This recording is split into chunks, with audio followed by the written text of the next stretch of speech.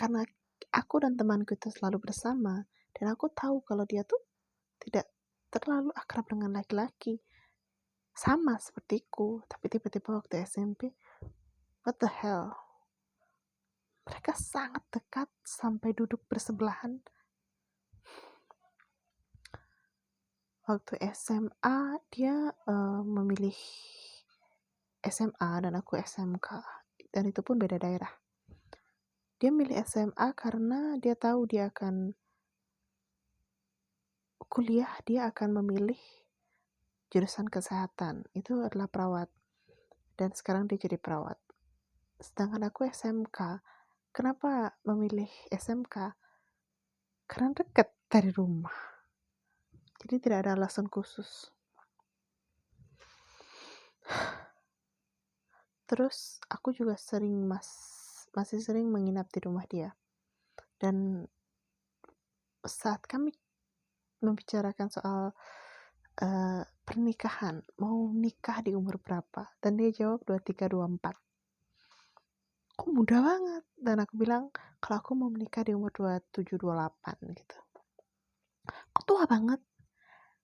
Dan ya, dia menikah di umur 23 tahun, 23 tahun, dan sekarang dia sudah punya anak satu umur 4 atau 5 tahun.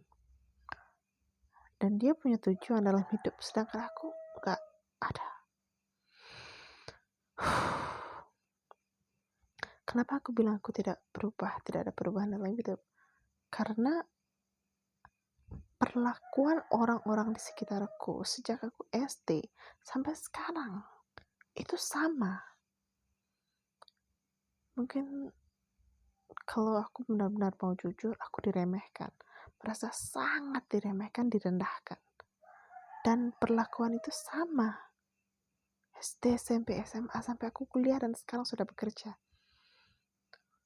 Karena jika aku melihat orang lain, mereka ada perubahan, mereka berubah.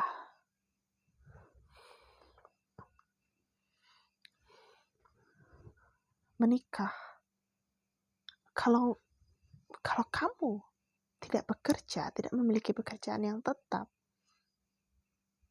ya paling tidak kamu harus menikah, jadi ibu rumah tangga. Jadi ada perubahan. Karena di daerahku itu memang seperti itu. Wanita, kita tuh harus menikah. Wanita, laki-laki tuh harus menikah. Tidak ada istilah tidak menikah. Jadi start di umur 20 itu sudah memikirkan pernikahan. Sedangkan aku sampai sekarang pun aku tidak terlalu memikirkan pernikahan, padahal itu harus menikah. Karena keturunan itu sangat penting di daerahku. Gak ada istilah free child. Harus menikah, harus punya anak. Kalau gak bisa punya anak, adopsi. Itu harus. Dan dari SD aku tuh memang tidak bisa akrab dengan laki-laki. Dan sampai sekarang pun seperti itu.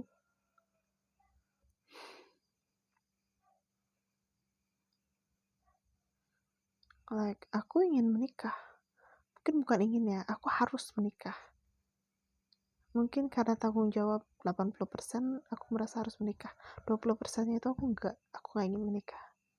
Tapi aku harus menikah. Karena untuk mempertahankan keluarga ini. Supaya tidak terhenti. Supaya ada keturunan. Seperti sistem kerajaan harus punya keturunan. Agar garis keturunan itu tidak berhenti di aku. Jadinya aku harus menikah, punya anak. Teman cowok saja tidak punya, apalagi pacar.